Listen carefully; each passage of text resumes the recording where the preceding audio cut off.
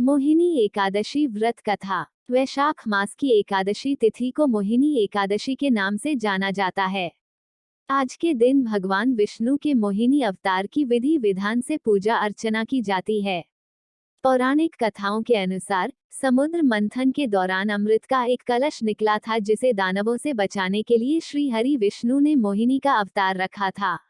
इसलिए इस दिन व्रत करने के साथ कथा का पाठ करने या फिर सुनने से 1000 गायों को दान देने के बराबर पुण्य की प्राप्ति होती है। इसके साथ ही भगवान विष्णु हर संकट से छुटकारा दिलाते हैं। आइए जानते हैं मोहिनी एकादशी व्रत की कथा। मोहिनी एकादशी व्रत कथा। एक बार युधिष्ठिर ने भगवान श्री कृष्ण से मोहिनी एकादशी की महत्व के बारे में जानने की इच्छा प्रकट की, तो उन्होंने एक पौराणिक कथा के माध्यम से मोहिनी एकादशी के महत्व की व्याख्या की।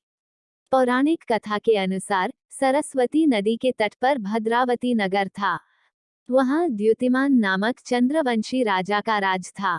इस नगर में हर तरह से संपन्न विष्णु भक्त यशपाल नामक वैश्य भी रहता था।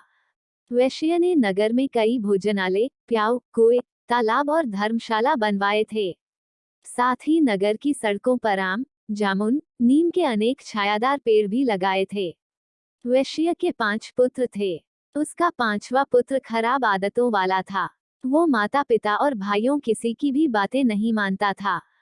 वो बुरी संगति में रहकर जुआ खेलता और पराई स्त्री के साथ भोग विलास करता और मांस मदिरा का भी सेवन करता था।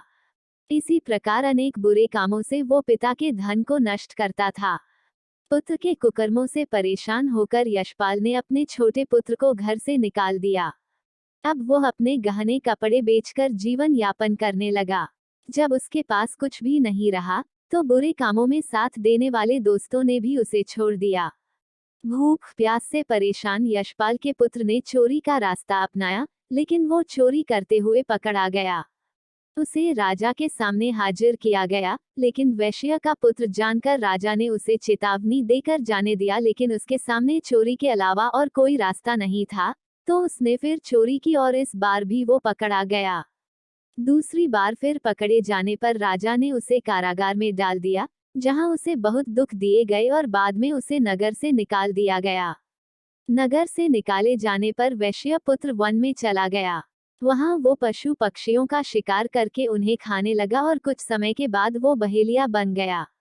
एक दिन वो भूख और प्यास से व्याकुल खाने की तलाश में कौंडिन्य ऋषि के आश्रम पहुंच गया। उस समय वैशाख मास था और महर्षि गंगा स्नान कर वापस आ रहे थे। महर्षि के भीगे वस्त्रों के छींटे उस पर पड़ने से उसे कुछ ज्ञान की प्राप्ति हुई। तब उसने कौंडिन्य ऋषि से हाथ जोड़कर कहा, हे महर्षि, मैंने जीवन में बहुत पाप किए हैं, आप इन सभी पापों से मुक्ति का कोई उपाय बताएं। ऋषि ने प्रसन्न होकर उसे मोहिनी एकादशी का व्रत करने को कहा। इससे सभी पाप नष्ट हो जाएंगे। तब उसने विधि अनुसार व्रत किया।